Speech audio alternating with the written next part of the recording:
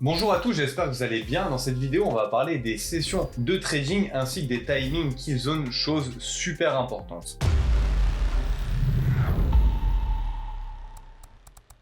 Alors déjà, voici comment est décomposée une journée. On va avoir Londres qui va ouvrir de 8h à 17h, qui va se faire chevaucher par la session de New York qui va commencer à 13h et qui va finir lui à 21h. Ensuite, de nuit, on va avoir la session de Sydney de 21h jusqu'à 6h le lendemain et la session de Tokyo de minuit à 7h du matin. Donc nous, on va pas servir des sessions complètes, on va servir de certains moments de ces sessions et c'est à ce moment-là justement que les institutions risquent le plus d'intervenir parce que vous doutez bien qu'ils vont pas intervenir de 8h à 17h ou de 13h à 21h, ils vont intervenir qu'à certains moments et on va voir à quel moment eux ils vont intervenir et c'est là où on pourra maximiser justement nos chances de suivre les institutions. Donc nous allons nous concentrer sur les kill zones, c'est-à-dire les moments clés où les institutions elles prennent leur position. Donc pour la session de Londres, ça va être entre 9h et midi. GMT ça va être nous heure française et pour la session de New York, ce sera défini entre 14h et 17h. C'est à ce moment-là qu'on aura le plus de chances de suivre les institutions et on va justement avoir plus de chances de réussir nos trades, favoriser à chaque fois les heures piles et les 30. C'est à ce moment-là qui rentre en position. Donc on va parler aussi de comment se déplace le prix lors d'une session pour voir justement comment s'en servir. On va avoir la session de Francfort, ça je vous en avais pas parlé, mais elle est de 7h à 8h du matin, la session de Francfort, et elle va chercher à venir sweep le haut ou le bas de l'Asia. Donc on va avoir soit la session de Francfort, soit notre session, la session de Londres après, qui va avoir tendance à sweep les niveaux de la session asiatique. En fait, dites-vous qu'à chaque fois, ils viennent sweep le haut ou le bas d'une session, c'est juste pour sortir de la dépendance d'une autre session. Parce qu'en fait, lors d'une session, vous avez par exemple les Européens qui fixent le prix entre tel niveau et tel niveau. Forcément, la session de New York, derrière, les Américains vont vouloir sortir de la dépendance de leur prix pour dire clairement, bah non, nous, on décide que le plus haut sera à ce niveau-là et le plus bas, c'est à ce niveau-là. En fait, à chaque fois, entre chaque session, ils cherchent à sortir de la dépendance des autres sessions. Ensuite, on va avoir la session de New York. Il va y avoir deux possibilités pour trader New York. Soit ils vont suivre le mouvement qui va être initié par Londres, c'est-à-dire qu'ils vont continuer dans la même direction. Par exemple, on est haussier, mais ils vont pas chercher à sweep le bas, ils vont juste chercher à sweep le haut et à continuer la hausse du prix, en fait, à continuer le mouvement. Ou la deuxième solution, c'est qu'ils vont renverser la tendance. En fait, ils vont carrément inverser. Londres a décidé de pousser les prix à l'achat et New York va venir inverser la tendance. Dites-vous que dans la plupart des cas, on aura une continuation.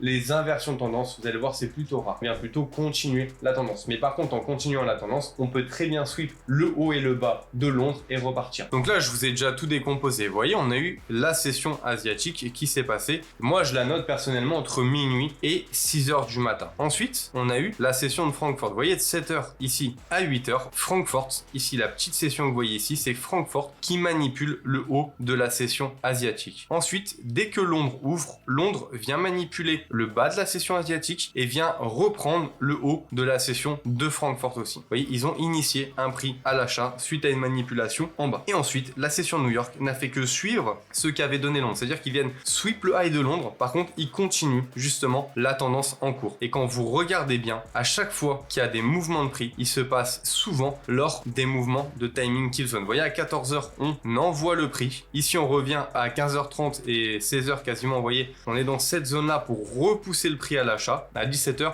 on n'est plus dans la kill zone. Même si le prix part, on n'est plus dans la kill zone. Et vous voyez, ici, on a fait la même. On envoie le prix à 8h du matin. Ici, on revient en timing kill zone à 9h30 pile poil. On revient dans notre zone. Et à partir de ce moment-là, dès qu'on a comblé cette FVG-là, c'est à partir de ce moment-là que le prix part. Vous voyez, les institutions, ils sont rentrés à ce niveau-là, à 9h30. Ils ont justement poussé le prix à 9h pour venir récupérer une OTE avant de renvoyer une impulsion haussière. Et ensuite, il y a New York qui a suivi. Donc, favorisez vraiment les timing kill zone. Vous allez voir, c'est à ce moment-là qu'il y a le plus de chances que le prix pousse à l'achat ou à la baisse. Vous voyez, ici, là même, à 14h, on a poussé le prix en haut et on revient interagir à 15h30. Vous voyez, 15h30, on vient interagir dans potentiellement une zone d'intérêt pour repousser le prix à la baisse. Je vais vous montrer le cas d'une inversion. Si vous avez aimé cette vidéo, n'hésitez pas à vous abonner et à liker, voire me mettre des commentaires. Je vous répondrai sans aucun souci. Ensuite, vous voyez ici, on a décomposé notre session. Ici, on a eu notre session asiatique. Vous voyez, la session asiatique. Que vient faire Francfort? Francfort, ici, vient sortir sweep le bas bas de la session asiatique. Ensuite, on a Londres qui revient et qui n'arrive pas à sweep le haut de la session asiatique. On a eu Londres qui a commencé baissier et qui a fini haussier. Vous voyez, ici, je commence ici, je ferme ici. On a une session de Londres qui est restée haussière et la session de New York est venue sweep le haut et le bas pour inverser la tendance. Donc là, pour le coup, on a une inversion de tendance. En fait, dites-vous, une inversion de tendance, c'est pas forcément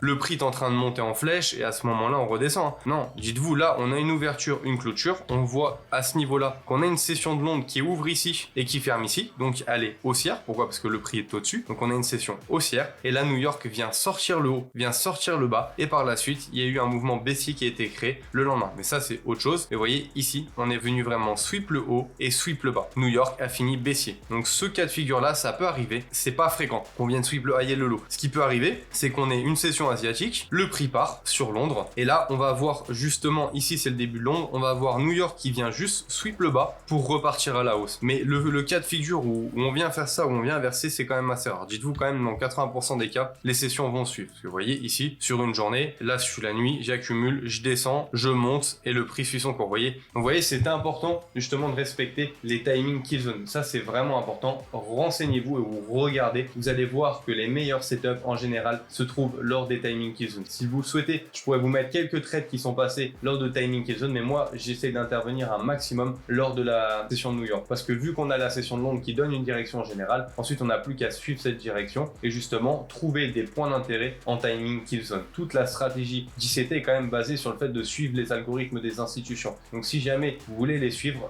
intervenez au moment où elles décident de prendre des positions. Ce sera tout pour moi. J'espère que cette vidéo vous a plu. On se retrouve dans la prochaine vidéo.